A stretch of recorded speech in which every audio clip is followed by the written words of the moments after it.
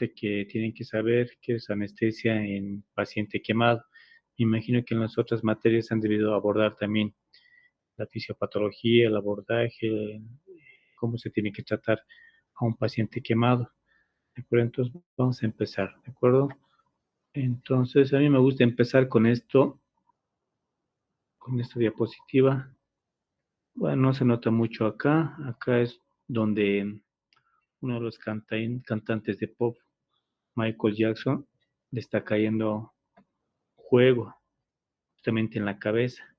Y a partir de acá, este artista presenta una quemadura en cuero cabelludo, parte del cuello, etcétera, y le produce una quemadura y posteriormente le produce un dolor crónico que hemos llevado la anterior semana, ¿no? Dolor crónico, y a consecuencia de eso fue administrándose fármacos anestésicos y el cual uno de ellos le produjo la muerte, ¿no? El apnea y su posterior deceso, ¿no? Entonces, una de las patologías muy frecuentes es la quemadura. Me imagino o estoy seguro que en sus rotaciones, ya como médicos, van a tener este tipo de pacientes y saber abordar y reconocer es importante. Bueno, la introducción. El manejo anestésico efectivo requiere una cuidadosa valoración preoperatoria. Todo procedimiento, todo paciente que va a ser quemado, dependiendo, vamos a ver quiénes entran a quirófano y quiénes no, van a necesitar una valoración preoperatoria cuidadosa, ¿ya? Tenemos que realizar un plan anestésico adecuado para este tipo de paciente, tomando en cuenta siempre la vía, el exceso venoso, el grado de quemadura, el requerimiento de sangre, etcétera, ¿no? Obvio, no hay compromisos hemodinámicos, hay cambios fisiopatológicos en un paciente quemado, ¿no? Dependerá si es un gran quemado, un quemado leve, etcétera, ¿no? Dependerá de la profundidad, etcétera, todos esos aspectos. En los periodos iniciales y posteriores al cierre de las heridas, el manejo va a ser muy diferente, ¿no? En periodos iniciales se va a tener que realizar la hidratación a este paciente. Como vamos a ver, la fisiopatología, este tipo de pacientes tienen shock, ¿no? Un shock hipovolémico por la pérdida, gran cantidad de pérdida de agua que vayan a tener. Y posteriormente igual hay pérdida de agua, incluso 4 litros al día, ¿no? Porque la piel, uno de los órganos más importantes es la piel, ¿no? Que es un órgano más importante que pesa 1200 gramos, 1,2 kg, que tiene una aproximación, si lo extendemos, ¿no? Como una alfombra, vamos a tener 4 metros cuadrados, lo que nos dice, ¿no? Entonces es un órgano bastante importante, ¿no? El más grande además, que además nos va a servir de protección, como vamos a ver acá. ¿Cuáles van a ser los desafíos perioperatorios? Lo que vemos en la tablita va a ver si este paciente quemado hay un compromiso de la vía aérea, ¿ya? Si está quemado el cuello, la vía aérea, las fosas nasales, etcétera. Además, si este paciente tiene alguna patología y que a su vez vaya a sumarse una insuficiencia pulmonar, ¿ya? Puede haber también alteraciones del estado de mental por la hipoperfusión que vaya a presentar, porque este tipo de pacientes tienen un shock hipovolémico, hipoperfusión tisular y además bajo débito cerebral, entonces puede haber alguna alteración. Ya puede estar también asociado a otras enfermedades, puede ser diabetes, hipertensión, etcétera, ¿no? O asma, ¿no? Después también, ¿cuál va a ser nuestro desafío? Lo que les había dicho, ¿no? Los accesos vasculares que van a estar limitados, por ahí las dos manos van a estar quemadas, los dos brazos, y nuestro acceso va a ser completamente muy inaccesible, ¿no? Ya no será acceso, será inaccesible, vamos a tener que buscar las piernas o, o buscar otro lugar o incluso podemos irnos a la cateterización central, catéter venoso central, ¿ya? Pérdida rápida de sangre, porque les había dicho que el órgano más importante es la piel, ¿no? Y al estar destruido la piel, dependiendo si es un grado grave, vamos a ver una gran pérdida de sangre, ¿ya? Después, ¿qué vamos a tener? Ahí está la hipovolemia, o miren, ¿no? Por la hipovolemia podemos tener también una alteración cardíaca, ¿no? Un infarto agudo de miocardio, también podemos tener anemia, ¿no? Después una alteración en la presión coloide osmótica. Ya al segundo, a las 48 horas, nuestro paciente ya va a empezar a presentar edema, ¿no? Esto por la hipoalbuminemia que vaya a presentar nuestro paciente, edema, ¿no? Disarritmias por la alteración que vamos a tener, porque ya hay una rabdomiólisis, ¿no? Si depende, ¿no? Estoy repitiendo, si depende del grado, va a haber una alteración una arritmia, ¿no? Por el gran acúmulo que vaya a tener por el potasio, por la destrucción del músculo, aumento de la creatinquinasa, ¿ya? Y obviamente una alteración en la temperatura. La piel, una de sus funciones es esa, ¿no? Regular la temperatura. Después, ¿qué va a haber? Una alteración en la respuesta a las drogas que vayamos a administrar en nosotros. Puede haber una insuficiencia renal, esto secundaria a una hipovolemia, va a haber una inmunodepresión, y esto es lo más grave, ¿no? Riesgo de infección, porque la piel tiene esa función también, ¿no? De proteger. Entonces, todo esto va a ir eh, a una quemadura. Bueno, lo que decíamos, ¿no? ¿Cuáles van a ser las funciones de la piel? Van a ser de protección, van a ser inmunológicas. Va a haber va a tener una hemostasia tanto de fluidos y electrolitos, va a haber una termorregulación tanto de pérdida y de ganancia de calor. Vamos a tener también la sensibilidad, nuestra piel va a tener, nos va a avisar, ¿no? Porque vamos a tener receptores a nivel de la piel. Además vamos a tener también metabolismo, ¿no? La vitamina D para la síntesis, ¿no? De otras sustancias, ¿no? Especialmente el calcio. Obviamente la apariencia social, más aún si la paciente o el paciente está quemado la región de la cara, el cuello, obviamente ya pues, vamos a tener una persona introvertida, poco social, cohibida, etcétera, ¿no? Entonces, con esa cicatriz que le vaya a dejar una quemadura a nivel de la piel. Entonces, todos estos son las funciones, ¿no? De la piel. Entonces, conservarla es de vital importancia. Nosotros como médicos tenemos que tener mucho cuidado, ¿no? Tomando en cuenta todas esas funciones de la piel. Bueno, vámonos a la clasificación de las quemaduras en función a los agentes. La clasificación será desde varios puntos de vista, ¿no? En esta parte lo que vamos a ver, de acuerdo a la función, a agentes que ha producido la quemadura. Podemos tener térmicas, calor o frío. Sí, el frío también quema, ¿no? En la mañana seguramente ustedes cuando van a clases ya van a sentir en el mes de mayo, junio, el calor, la carita les va a quemar, ¿no? Y por congelación. El calor de igual manera, ¿no? Líquidos calientes, juego directo, etcétera, ¿no? Puede llegar a producir la quemadura. Eléctricas, ¿no? Esto ya a nivel en las industrias o en atmósferas, alguien que está trabajando con electricidad de igual manera puede producir quemaduras eléctricas, ¿no? Y esto, como vamos a ver, no se ve, ¿no? La quemadura eléctrica pasa de un lado al otro extremo y no se ve superficialmente, pero si es de alta tensión, obviamente va a producir incluso fracturas, ¿no? Quemaduras por químicos, ¿no? Productos químicos, ya sean ácidos, bases o gases, ¿no? Puede llegar a también producir quemaduras, dependiendo del tiempo de contacto especialmente, ¿no? Del tiempo. Las radioactivas, ¿no? Esto ya los profesionales técnicos radiólogos o médicos imagenólogos están expuestos, ¿no? A la radiación X, ahí está la radiación X, que puede estar o están presentes, ¿no? Por eso utilizan siempre sus mandiles o están alejados siempre de las fuentes de radiación. Las radiaciones ionizantes se llaman, ¿no? Radiación por isótopos, que es donde tenemos acá, tenemos uno en el medicina nuclear frente al Estado Mayor, ¿no? Un departamento donde manejan radioisótopos. Ahí también se puede producir quemaduras. O lo más frecuente, quemaduras por sol.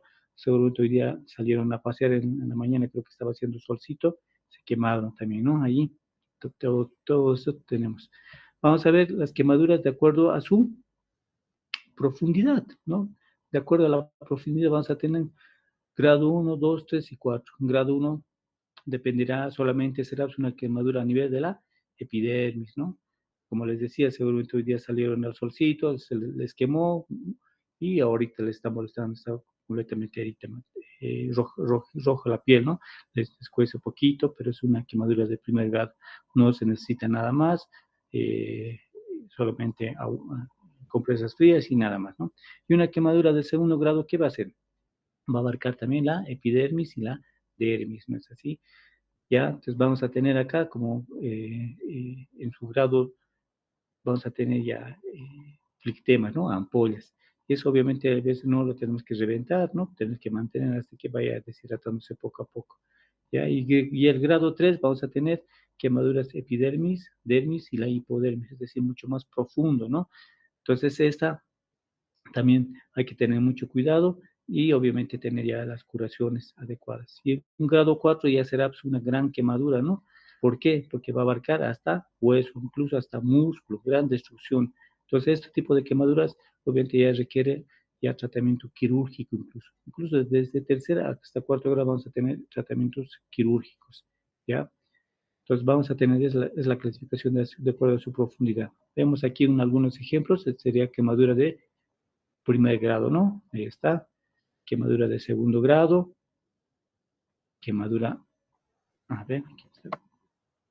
Ahí está, quemaduras de tercer grado. Y este es el gran quemado, donde ya abarca músculos, etcétera. Quemadura de cuarto grado. Miren cómo ya está, incluso puede haber fracturas acá, ¿no?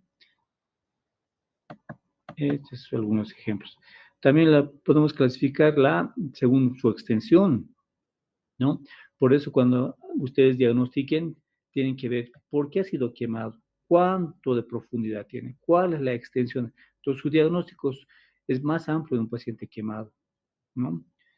¿De acuerdo? Entonces, ustedes tienen que ver, no es lo mismo una quemadura eléctrica a una quemadura por calor, como hemos visto. No es lo mismo una quemadura de tercer grado a un cuarto grado. Entonces, tienen que ustedes notar. Además, la extensión, ¿no? Tomando en cuenta siempre la palma de la mano, que va a equivaler a 1%. Y ahí tenemos las equivalencias, ¿no? De las quemaduras. La palma de la mano, los genitales serán 1%, etcétera, ¿no? Y la cara y la cabeza 4,5%, tomando todo un 9%. Entonces, sacamos cálculos y vemos las quemaduras, ¿no? Y aquí vamos a ver la clasificación. Una clasificación puede haber de menor grado, un moderado grado y un mayor grado. Entonces, ¿cuáles van a ser los criterios de una quemadura de menores? ¿Cuáles son los criterios? Menor al 10% de la superficie corporal quemado, es decir, lo que hemos calculado ahorita, ¿no? Superficie corporal, 1%. Cada palmita vale 1. Entonces, si es menor a 10, va a ser un menor, ¿no? Esto obviamente tomando en cuenta en adultos. Una palma de un niño no es lo mismo una palma de un adulto, ¿no? Tiene que ser la misma del adulto, del niño, ¿ya? Entonces es menor a 10. Y en el niño va a ser menor a 5% de la superficie corporal total, ¿ya? Esto va a ser en los niños, ¿ya? O también va a ser menor al 2% de la profundidad y el espesor completo de la piel. Por eso les he dicho, no es lo mismo esta quemadura. Esta quemadura a esta quemadura es completamente diferente, ¿no? Entonces lo que nos dice que si es menor al 2% según la profundidad. ¿Cuál va a ser la conducta? La disposición va a ser paciente con alta, simplemente curaciones externas, vaya a casita, quema Curán, etcétera, ¿no? Y nada más, algunos analgésicos, porque también duele, ¿no? Una quemadura, vaya. Algo moderado, ¿qué va a hacer?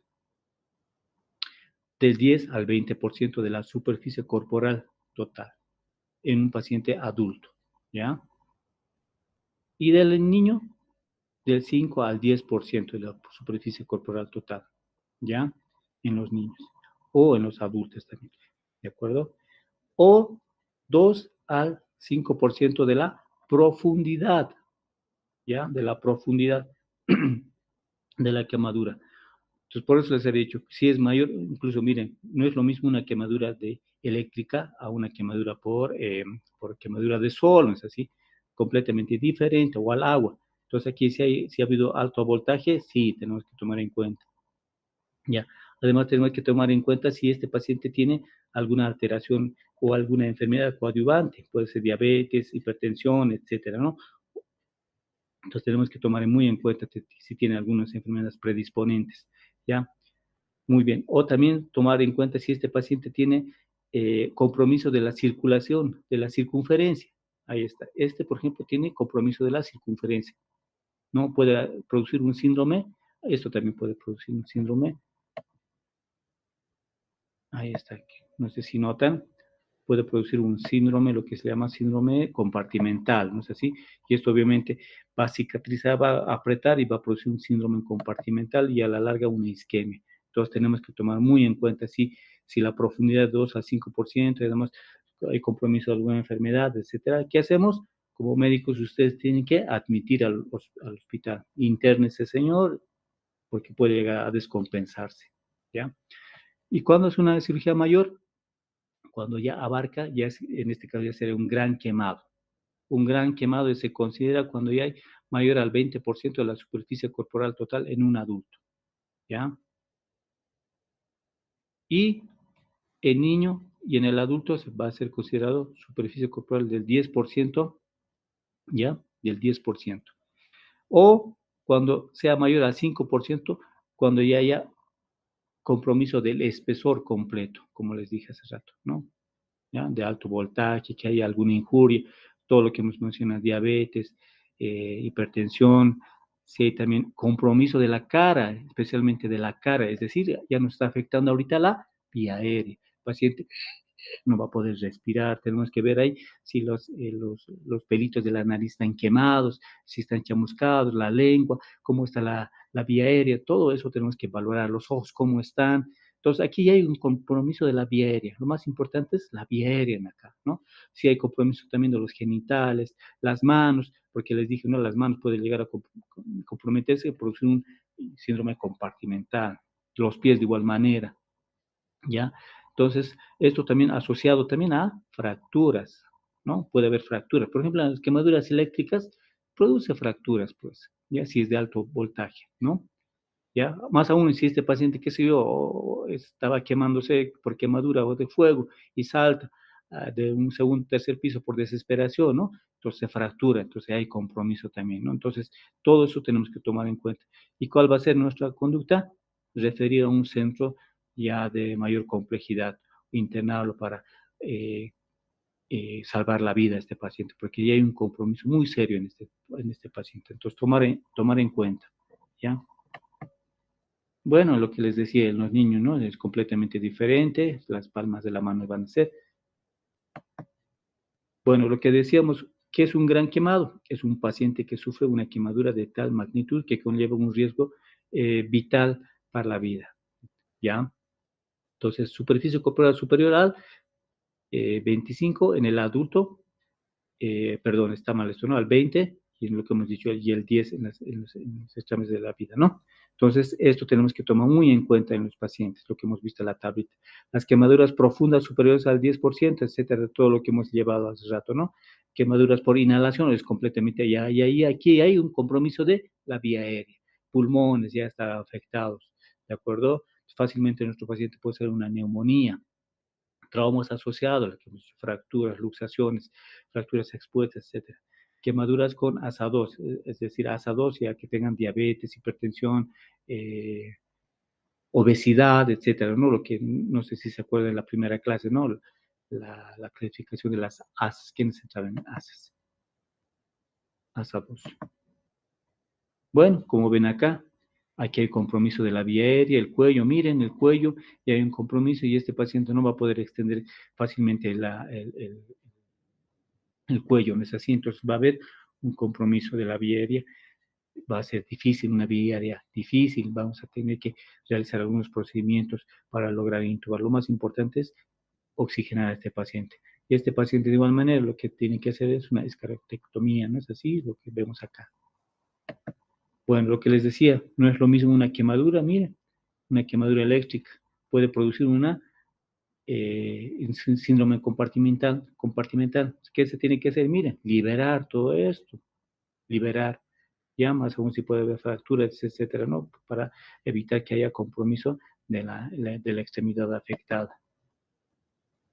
Bueno, la fisiopatología, como ustedes deben recordar, un paciente gran quemado se va a considerar como shock hipovolémico, ¿no es así? Va a haber efectos cardiovasculares. Va a haber una gran permeabilidad vascular por la disminución de las presiones intersticiales y el aumento de coloide osmótica, etcétera, ¿no? Perdón, disminución de la coloide osmótica a nivel vascular, ¿no es así? Entonces va a haber edema, lo que hemos dicho, disminución de la volemia, obviamente el gasto cardíaco disminuido, 24 a 48 horas va a haber un aumento del gasto cardíaco y disminución de la resistencia vascular. Y posteriormente a las 48 horas va a haber un estado de hipermetabolismo. Ya no va a ser como vemos acá, va a ser completamente diferente nuestro paciente quemado. Entonces, nuestro paciente quemado, más aún si es un gran quemado, puede y tiene gran compromiso de vida, ¿no es así? Por eso hay que internarlo, hay que hacer un buen relleno vascular, ¿no? El shock por quemadura de 6 a 8 horas. ¿Qué hay? ¿No? Lo que hemos dicho, hay un gran permeabilidad microvascular, va a haber edema, y este edema nos va a impedir utilizar los accesos venosos, va a ser difícil encontrar una venita para hacer la sobrecarga de líquidos, mejor si es con una plánula 18 o 16, ¿no? Que seguramente deben acordarse que pasamos de 105 a 230 ml por minuto. Si es una válvula 16, 330 ml por minuto. Entonces hay que hidratar a nuestro paciente. Va a haber una vasodilatación o aumento de la resistencia vascular y por ende una hipotensión arterial, ¿ya? Una estesis vascular y esta nos va a llevar a que se activen los factores de la coagulación. Nuestro paciente va a tener un estado de hipercoagulabilidad también por la estesis vascular. Entonces, gran riesgo de que se nos haga un TEP. Entonces, como ven, es una bomba de tiempo nuestro quemado. ¿Qué más? Va a haber evaporación por quemaduras, ¿no?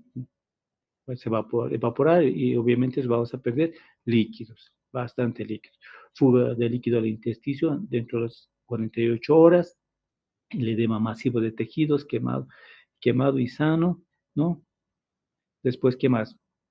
Va a haber una precarga y una postcarga disminuida, ¿no?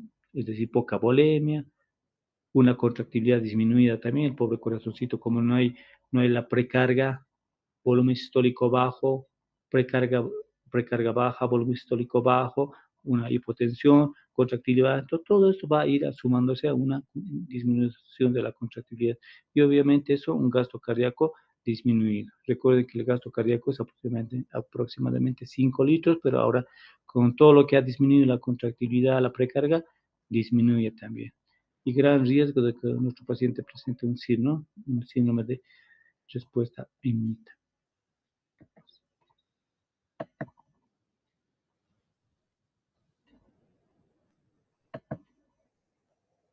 Ya, lo que hemos dicho, ¿no? Hay un estado de hipermetabolismo después de los 2 a 5 días, es decir, posterior a las 48 horas, va a haber un aumento de consumo de oxígeno, el paciente tiene que estar con oxígeno, si no, se nos descompensa, ¿no?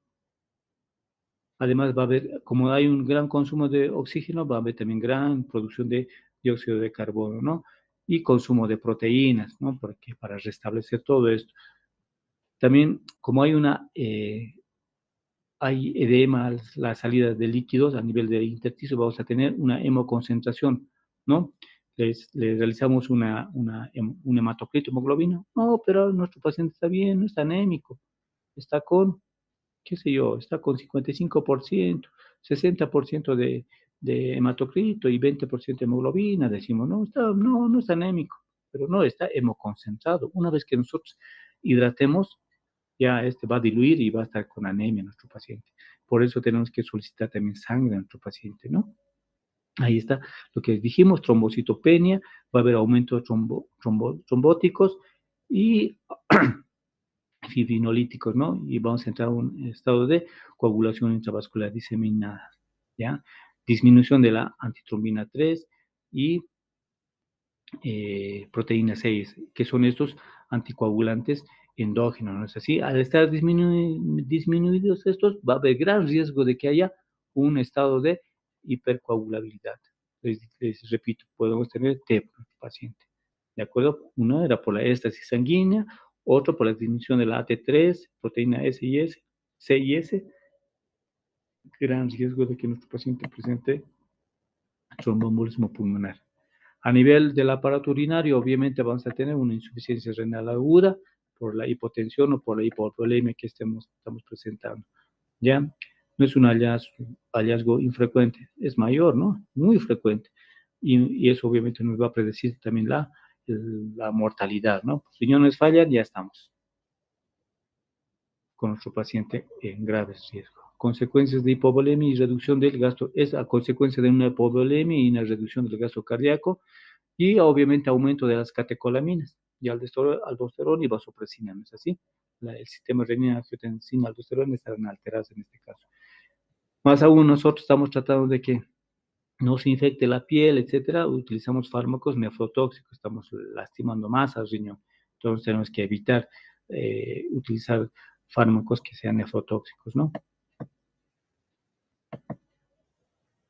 A nivel de aparato digestivo, ¿qué vamos a tener? Una función digestiva disminuida. Vamos a tener un hilio. El paciente puede incluso broncoaspirarse, ¿no? ¿Qué tenemos que iniciar? Si hay un hilio, tenemos que iniciar una sonda nasogástrica para vaciar. El paciente está distendido, el abdomen, ¿no? Con mucho dolor, etcétera, ¿no? ¿Qué más? Vamos a tener úlceras de Curling, ¿no? Frecuente en niños y el tratamiento que se tiene que realizar, ¿no? Utilizar obviamente omeprazol, ranitidina, especialmente el omeprazol, ¿no? Protectores gástricos, ¿no? El omeprazol especialmente inhibidor de la bomba de protones, ¿no? Otras complicaciones que podemos tener, esofagitis, ¿no? Esofagitis por la quemadura, que inhala algo caliente, por decir, ¿no? Una quemadura en un ambiente quemado, inhaló y además, qué sé yo, tragó, ¿no? Al momento de nosotros de intubar al paciente, ¿qué hacemos? Este tejido está friable, la tráquea está muy friable, ¿qué pasa? Se nos va hasta el esófago, puede producir unas fístulas traqueoesofágicas, ¿no?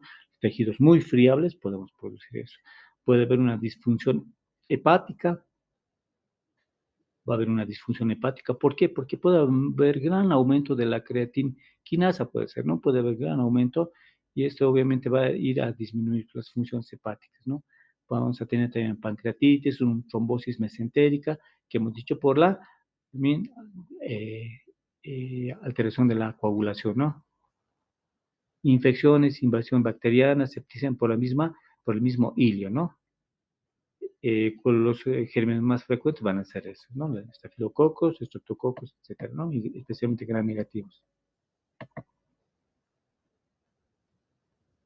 Y ¿cómo tenemos que evaluar? Lo primero, cuando abordemos a un paciente quemado, vamos a abordar la vía respiratoria, ¿ya? Lo primero es, ¿cómo está la vía respiratoria? ¿Está conservada? ¿No se quemó la carita? Como hemos dicho, no está, la cara está conservada, entonces ha habido, o si no, ha habido exposición en un ambiente caliente, por decirlo, en zonas o en empresas, ¿no? Exposición a zonas calientes por lo menos a 300 grados centígrados o 100 grados de líquido, ¿no? De vapor. ¿Qué va a producir? Edema de la epiglotis. Obviamente eso va a ser, el paciente va a estar con disfonía. Hola, hola, no nos va a poder hablar, ¿no? Entonces, al momento de intubar nosotros podemos producir lo que les había dicho, ¿no? Las fístulas, ¿no? Puede haber también, tenemos que indagar, ¿no? Si ha habido quemaduras, si ha sido por químicos, ¿no? Amonio, óxido de azufre y el cloro. Estos van a formar ácidos que van a irritar la mucosa, pues. Les repito, puede haber una empresa grande que maneja todos estos químicos y el ambiente está lleno de estos gases y al inhalar lastiman la mucosa, ¿no? Lo vuelve friable, dificulta la respiración. ¿Y qué tenemos que realizar? Realizar la intubación orotraqueal. Lo principal es mantener la vía aérea. Vamos a tener también, si hay quemaduras de tórax, ¿no? Van a disminuir la distensibilidad, es decir, si hay quemaduras, por decir, en banda, ¿no? Y el paciente no va a poder respirar, pues va a haber una disminución de la distensibilidad. Va a haber también lesiones por humo, lesiones de cabeza, pelos nasales, lo que les decía, ¿no? Paciente, tenemos que ver si hay lesiones a nivel de la cabeza, si los pelitos nasales están chamuscados, quemados, negros, si va a haber una voz tonal, hola, no hay compromiso de la vía aérea, entonces en cualquier momento va a presentar edema, se va a cerrar y el paciente no va a poder respirar y ya lo vamos a perder. No lo vamos a perder por quemadura, sino lo vamos a perder por hipoxia. ¿no? Ahí está, quemadura, ¿no? La lengua, vemos la vía aérea, abra la boquita, vemos los pelitos, los ojos cómo están. Esto ya es considerado un gran quemado, ¿no? Podemos considerar un gran quemado. ¿Por qué? Sí hay alteración. Entonces, les repito, no vamos a perder a este paciente porque está quemado, sino lo vamos a perder porque va a haber edema y esto le va a producir una hipoxia, le producir una hipoxia parada cardíaca, ¿no? Lo propio de este paciente, mire, ¿no? Está quemado, vea, analicemos todo esto. Bueno, al momento de que ya una vez en quirófano o en la sala de internación valoramos al paciente, ¿no? Lo que les decía, las escarotomías, ¿no? Por ejemplo, este paciente ya no va a tener una distensibilidad abdominal, no va a poder respirar adecuadamente. Este brazo de igual manera está quemado, pero se está formando tejido fibrótico y eso obviamente va a alterar a la circulación. Entonces tenemos que hacer o tienen que hacer la escarotomía, ¿no? Incisión llegando hacia el tejido graso. Esto se realiza en quemaduras circunferenciales. Por eso les he dicho que las quemaduras circunferenciales tienen su importancia. Estas son las circunferenciales. ¿Ya? Indicación en pérdida de pulso. ¿En qué momento vamos a indicar esto? Cuando nosotros vemos que hay ausencia de pulsos, ¿no? Ya no noto el pulso radial, el cubital, etcétera. Sí, hay que hacer. Puede producir un síndrome compartimental. Restricción de en el abdomen, en lo propio puede haber, ¿no? Entonces hay que hacer las esclerotomías. Miren, este es un paciente que en gran quemado, ¿no? Cabeza y cuello. Miren, el cuello ya no va a poder extender. Se considera gran quemado, ya no vamos a poder extender. Ya se considera una vía aérea difícil, ¿no? Entonces, dramático estas imágenes. Bueno, esto es muy frecuente, ¿no? La quemadura o la intoxicación por monóxido de carbono, que ocurre más en domicilios, les va a ocurrir a ustedes, siempre llegan a los hospitales, monóxido de carbono, que están ahí calentándose con gas, se duermen o se duermen con la estufa prendida y se acaba el agua y listo, el monóxido de carbono.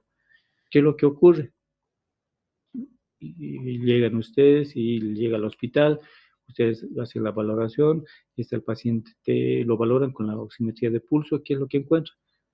Encuentran una hemoglobina, que es una saturación pulso de oxígeno, con el oxímetro de pulso normal.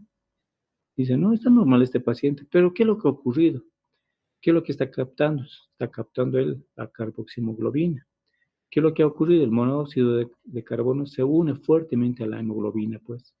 La hemoglobina, ¿qué tiene que cargar? Tiene que cargar, llevar oxígeno, pero en este caso lo ha desplazado al monóxido de carbono, desplaza al oxígeno, y eso va a producir una hipoxemia tisular, ¿no? La hemoglobina y la carboxihemoglobina, como les dije, absorben la misma luz de longitud de la onda en los oxímetros de pulso, por eso hay rato no captamos, no, está normal, pero ya tener el antecedente que hay intoxicación por monóxidos de carbono, ¿qué tenemos que hacer? Tratamiento sencillo.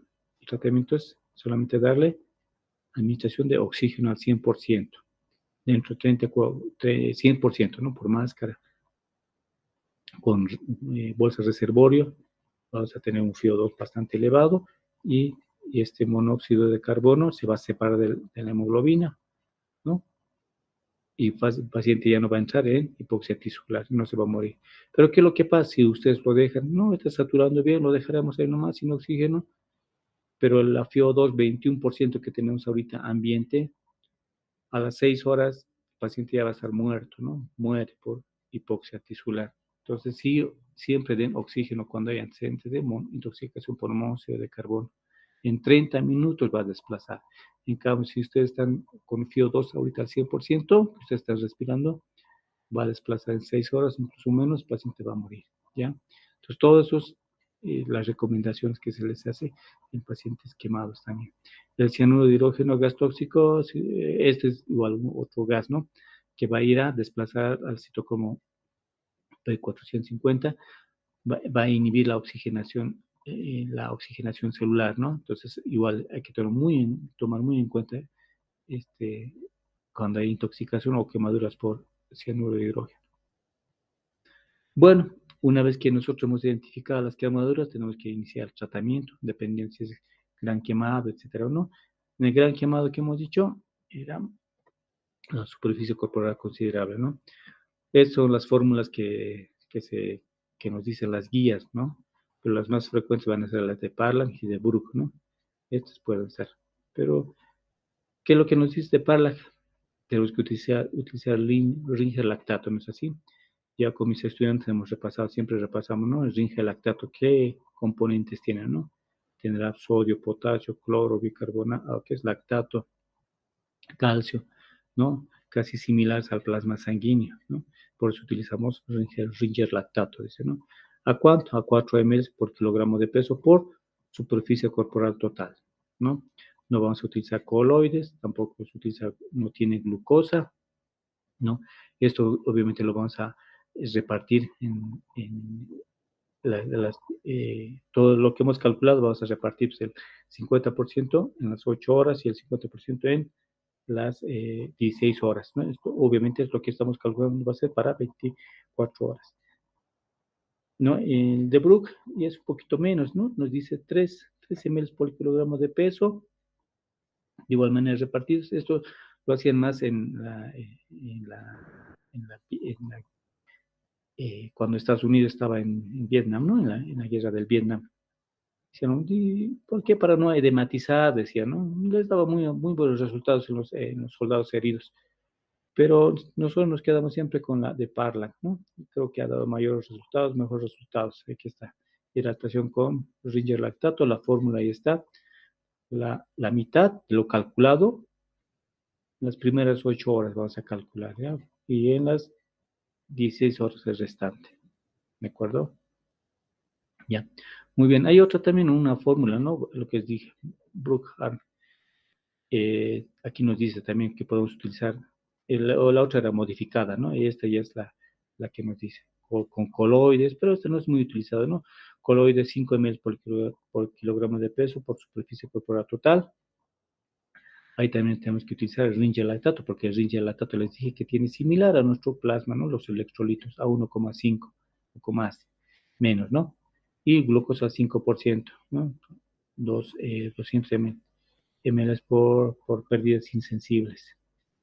Y para niños es completamente diferente, ¿ya? La fórmula para niños, el Parlan, que es 3 ml por kilogramo de peso por superficie corporal, el 50% en las primeras 8 horas y el resto por 16 horas, ¿no? 3 ml ya nos ponen, ¿no? Ya no es 4 horas. Parlan modificado también nos dice, pero miren, 4 ml por kilogramo de peso más 500 ml. Si ustedes sacan cálculos, me parece mucho más elevado, ¿no? Es mucho más. 50% y es lo mismo, ¿no? Pero es mucho más. Esto obviamente dependerá de la evaluación clínica que ustedes vayan realizando, ¿no? No es muy confiable, no sé, no, las guías dicen que no. Hay que valorar al paciente, podemos causar edemas, pero me parece mucho, ¿no? 4 ml más 500 ml por superficie corporal metro cuadrado. Entonces hay que valorar. Pero nos quedaremos nosotros con Parlan, ¿no? El Parlan de 3 y el Parlan de 4 para adultos. ¿De acuerdo? Una vez que nosotros hemos hidratado al paciente, tenemos que realizar el tratamiento de las quemaduras. Ya les dije, resección y el injerto temprano reducen la mortalidad, ¿no? La resección de la piel muerta para que no produzca infecciones, ¿no? Y el injerto temprano, cubrir toda esa región donde está ya muerta, descubierta, entonces hacemos un injerto, ¿no? O lo injerto, dependerá, y va a reducir, y obviamente nuestro paciente va a estar rápidamente con alta. Tenemos que corregir los desequilibrios hidroelectrolíticos y la acidosis, ¿no? Y la coagulopatía. Tener siempre paquetes globulares. No, perder sangre, solamente es un injerto. No, al momento incluso de realizar los injertos, pierden gran cantidad de sangre. Tenemos que pedir siempre, más aún si es un niño, ya, o los extremos de la vida especialmente. Vamos a solicitar sangre, ya paquetes globulares, compatibles. No, está normal, está 48 hematocrito. No. Les recuerden que puede estar hemoconcentrado, este paciente puede estar anémico, ¿ya? Entonces siempre vamos a pedir paquetes globulares, ¿ya? Vamos a dar también tratamiento antibiótico terapia, reducción de para la reducción de la colonización de bacterias, vamos a utilizar esto, el quemacurán, si ustedes lo han debido ver. El quemacurán es también pues un antibiótico, una sulfa, ¿no? Sulfadiazina argentínica, ¿no? Más, ahí está lidocaína, ese es un anestésico local, ¿no? Tópico que van a utilizar para calmar el dolor, ¿no? Entonces, va muy bien, ¿no? La sulfadiazina argentínica, el famoso quemacurán L, más lidocaína. Otras consideraciones relacionadas con la anestesia, ¿qué más van a tener? Les dije, la edad, los sistemas de la vida realmente son muy importantes, ¿no? Niños y ancianos, o que tengan algunas enfermedades preexistentes, que hemos repetido las primeras diapositivas, ¿no? Diabetes, hipertensión, asma, etcétera, ¿no? Infartos recientes. Tenemos que, les repito otra vez, valorar la vía aérea, ¿no? Valorar la vía aérea. Nosotros, al momento de realizar que el paciente entra a quirófano, hacer las curaciones interdiarias o cada tercer día, valoramos la vía aérea, ¿no? ¿Qué hacemos? Colocamos la máscara donde se pueda, ¿no? Puede ser bigotera, por ahí es la quemadura a nivel de la cara, colocar la máscara facial donde se pueda, ¿no? Porque es bien dificultoso, es doloroso también al paciente, ¿no? Interdiarios haciendo las curaciones. El acceso venoso de igual manera va a ser dificultoso, hay riesgo de que se infecte, se extravase, etcétera. Entonces, podría ser ideal, ¿no? Si fuera necesario y si los medios nos dan el cateterismo central. Tenemos que monitorizar también el electrocardiograma directamente en tejido desbridado, ¿no? Y a mis estudiantes les enseño, ¿no? Dónde poner los electrodos. Entonces, si es la región anterior que está quemado, vamos a irnos a la región posterior, análogo, ¿no? La presión arterial va a ser igual muy importante tomar en cuenta. Podemos iniciar una presión arterial invasiva, ¿no? Invasiva. Ya, o si no, también medir la PVC de 8 a 10 centímetros de agua para no hidratarlo mucho también al paciente, etcétera, ¿no? Todos vamos a tener esas consideraciones. Bueno, paciente gran quemado, ¿qué va a hacer? Tenemos que realizar una anestesia general y obviamente los pacientes gran quemados, habrá pues, gran liberación eh, de, de tejido, ¿no? De tejido muerto, que dentro de las 48 horas va a haber gran liberación de potasio, creatinquinasas, etcétera, fosfotinquinasas, va a haber liberación. Entonces tenemos que tener mucho cuidado con los fármacos. En este caso, en las primeras 6 horas podemos utilizar, o 24 horas podemos utilizar la succinicolina. La succinicolina es un relajante muscular que produce gran liberación de potasio. Entonces, esto no vamos a utilizar después de las 48 horas. Les repito, no 48 horas la succinicolina. Para ello vamos a utilizar un anestésico o un relajante muscular que va a ser el rocuronio, que no produce fasciculaciones, ¿no es así? Obviamente vamos a utilizar una dosis mucho más elevada, 3 a 5 veces. ¿Por qué?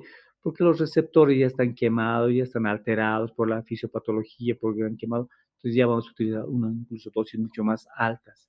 ¿De acuerdo?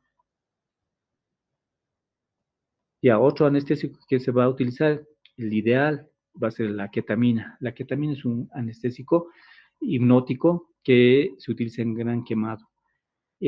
También ayuda para la hipnosis, también ayuda para la analgesia. Recuerden muy bien que este tipo de pacientes tienen bastante dolor, quemadura, por eso les había dicho, Michael Jackson no ha podido vivir con el dolor, ha tenido que recurrir hasta anestésicos, ¿no? Duele, pues duele, más aún si no se realiza la atención inmediata, previa, el paciente puede quedar con dolor crónico, ¿no? Entonces la ketamina produce también analgesia, pues, una analgesia, ¿ya? Además, hipnosis, además va a producir lo que les dije, el paciente quemado, hay extravasación de líquidos, está hipovolémico y esta ketamina pues, hará producir que se libere mayor cantidad de noradrenalina y adrenalina. ¿Qué va a producir eso?